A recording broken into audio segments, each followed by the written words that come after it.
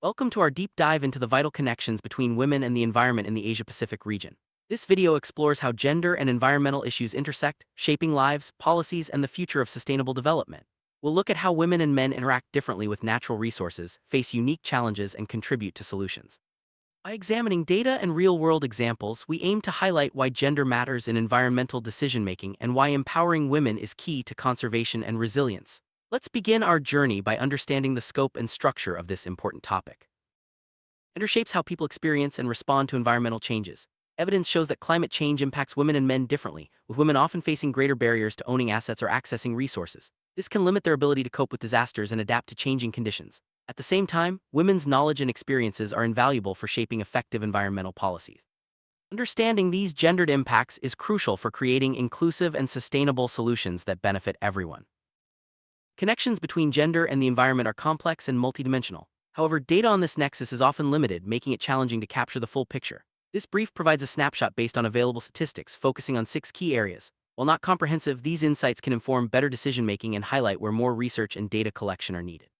Recognizing these limitations is the first step toward more inclusive and effective environmental policies. Analysis follows a framework developed for mainstreaming gender and environment statistics, structured around 6 main areas. These include land and biodiversity, natural resources, climate change and disasters, sustainable consumption and production, health and sanitation, and environmental decision-making. By organizing the data in this way, we can better understand how gender dynamics play out across different environmental sectors and identify targeted actions for improvement. Access to land, forests, oceans, and other natural resources is essential for livelihoods and resilience, especially during crises. In many Asia-Pacific countries, women play a significant role in agriculture, forestry, and fishing. However, their participation varies widely, and they are often underrepresented in higher-paying and managerial roles. This underrepresentation limits both their economic opportunities and their ability to contribute to sustainable resource management. Women make up more than half of the workforce in agriculture, forestry, and fishing in countries like Nepal, Papua New Guinea, and Cambodia. Despite this, they are often paid less than men and rarely hold managerial positions. In some countries, the gender wage gap is particularly stark, with women earning only a fraction of what men do. Addressing these disparities is crucial for empowering women and ensuring sustainable management of natural resources. Occupational segregation is widespread in agriculture, forestry, and fishing. Women are less likely to engage in commercial production or advance into managerial roles, which are often more profitable but can contribute to environmental degradation. Raising women's wages and removing barriers to their participation in decision-making can help sustain livelihoods and promote better resource management. Men in the Asia-Pacific are more likely than men to live in extreme poverty, especially those aged 25–34 who often care for young children. They also have less access to credit and are less likely to own or have secure rights over agricultural land. This lack of assets reduces their ability to cope with crises like climate change and natural disasters, making them more vulnerable to poverty and loss of livelihoods. Only 68% of women in the region have access to a bank account or financial services, compared to 75% of men. This gap in financial inclusion limits women's ability to invest in their livelihoods, recover from setbacks, and build resilience. Improving access to financial services is a key step toward empowering women and supporting sustainable development. Ownership of agricultural land is another area where women are at a disadvantage. In many countries, women are much less likely than men to own or have secure rights over land. This not only limits their economic opportunities, but also affects their ability to access credit and recover from disasters.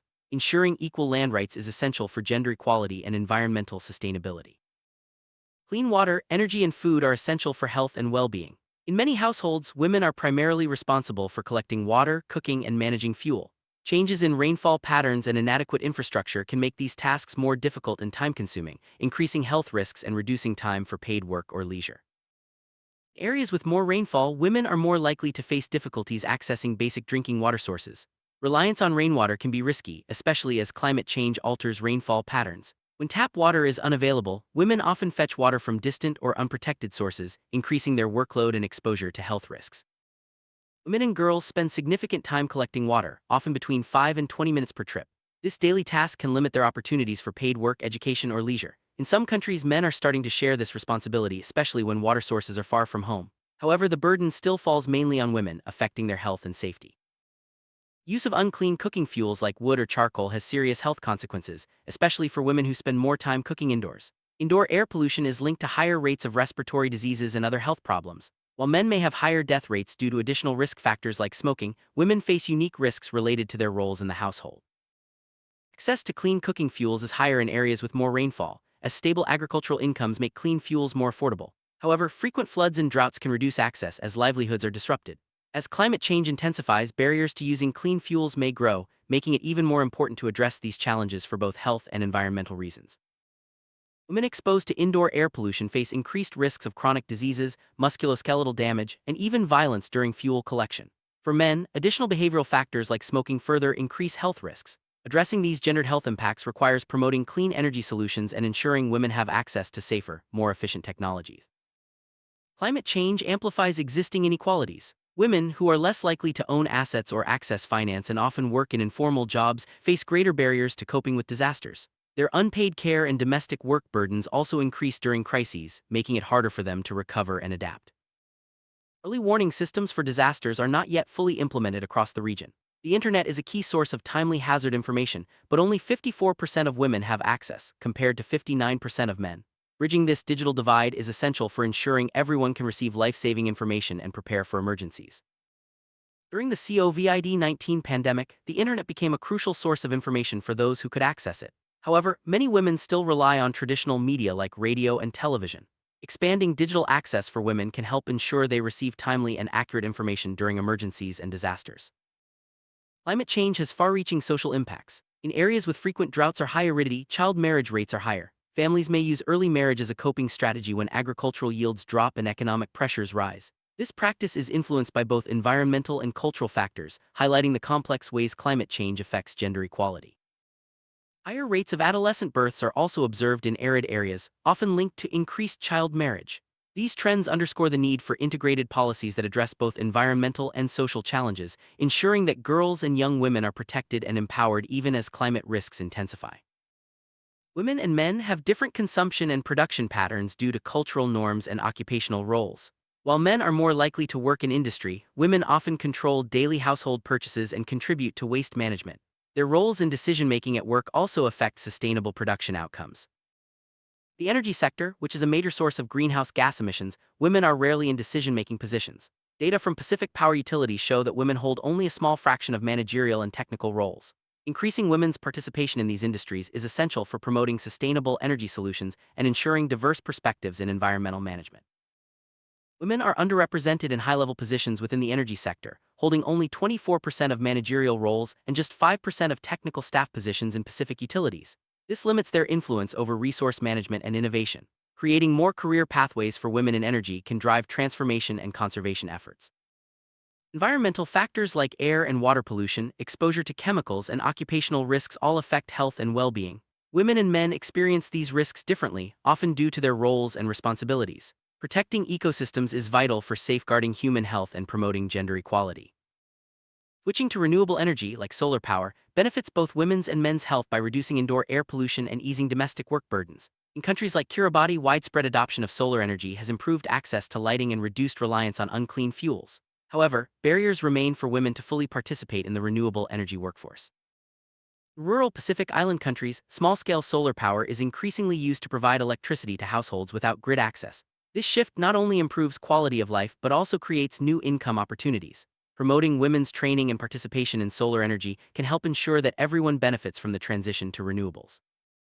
Access to natural resources such as living near lakes may lower women's chances of experiencing intimate partner violence. While the reasons are complex, evidence suggests that economic stability and access to livelihoods can provide safety nets that reduce stress and conflict in households. This highlights the broader social benefits of environmental conservation. Women's voices and agency in environmental decision-making are crucial for effective resource management and conservation. However, women remain underrepresented in government bodies, the private sector, and local management groups. Promoting their participation at all levels can lead to more inclusive and sustainable policies. Only 18% of countries in Asia and the Pacific have a woman minister for the environment, and just 6% have a woman minister for fisheries. At the local level, women's participation in resource management groups is also low. Increasing women's representation in leadership roles is essential for ensuring their perspectives shape environmental policies. At international forums like the United Nations Climate Change Conference, women are underrepresented in almost every party and observer state, with a few exceptions among Pacific Island countries. Ensuring gender balance in global discussions is vital for addressing environmental challenges that affect everyone. More than 200 Sustainable Development Goal indicators, only 23 directly or indirectly capture the gender-environment nexus. In the Asia-Pacific, only a handful of countries have data for most of these indicators. Filling these data gaps is critical for making evidence-based decisions and designing effective, gender-sensitive environmental policies. UN women and partners are working to fill data gaps by developing new methodologies, integrating geospatial information, and supporting countries in data collection. Investing in gender data helps highlight issues, track progress, and inform better targeted policies that address both environmental and gender challenges. Intersensitive environmental policies are more effective and equitable. By considering the unique experiences and contributions of women, policymakers can design interventions that promote conservation, resilience, and sustainable development for all. This requires ongoing investment in data, research, and capacity building. Women's roles in the environment are diverse and vital, yet often overlooked. They face unique challenges but also offer valuable solutions for conservation and resilience. Addressing gender gaps in access, participation, and decision-making is essential for achieving sustainable development and environmental justice in the Asia-Pacific region. Empowering women in environmental sectors benefits everyone. From supporting women's leadership to ensuring equal access to resources and opportunities, every step counts. Let's work together to close gender gaps, promote sustainability, and build a more resilient future for all communities across the Asia-Pacific. This brief was developed by a dedicated team of researchers and experts, with guidance from UN Women and other organizations. The findings reflect the collective effort to shine a light on the gender-environment nexus and inspire action for a more inclusive and sustainable future. For those interested in learning more, a range of resources and data sources are available, including reports from UN Women, the World Bank, and other international organizations. Continued research and collaboration are key to advancing gender equality and environmental sustainability. Throughout this video, we've showcased a variety of charts and infographics that illustrate the gender-environment nexus. These visuals help bring the data to life and underscore the importance of evidence-based decision-making. Visualizing disparities in progress is a powerful tool for advocacy and policy change. The Asia-Pacific region is incredibly diverse, with countries facing unique environmental and gender challenges. Solutions must be tailored to local contexts, respecting cultural differences and building on community strengths. Regional cooperation and knowledge sharing can accelerate progress toward shared goals. Change often starts at the grassroots level. Women's groups, community organizations, and local leaders play a vital role in driving environmental action and advocating for gender equality. Supporting these efforts can lead to more resilient and sustainable communities. Innovation and technology offer new opportunities for addressing environmental and gender challenges. From renewable energy solutions to digital platforms for information sharing, embracing innovation can help bridge gaps and empower women across the region. Resilience is built through inclusive policies, strong communities, and adaptive solutions. Women's participation in planning and implementation strengthens resilience to climate change and other environmental challenges. Together, we can build a future where everyone thrives. The path forward requires commitment, collaboration, and a focus on both gender equality and environmental sustainability. By working together, sharing knowledge, and investing in women's empowerment, we can create lasting change for generations to come. Thank you for joining us on this exploration of women and the environment in the Asia-Pacific. The journey toward gender equality and environmental sustainability is ongoing, but every step counts. Let's continue to advocate, innovate, and support one another in building a better, more inclusive world.